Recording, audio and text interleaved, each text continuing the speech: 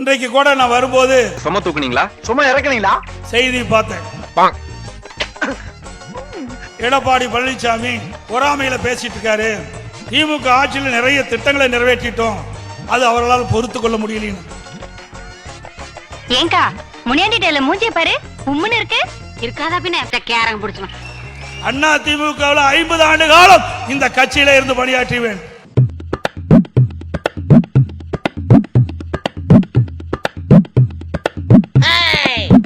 பல்வேறு நிலையில இருந்து பல்வேறு பொறுப்புகளை பெற்று பணியாற்றியவன். நான் உழைப்பால் உயர்ந்திருக்கின்றேன், உழைப்பால் உயர்ந்திருக்கின்றேன்.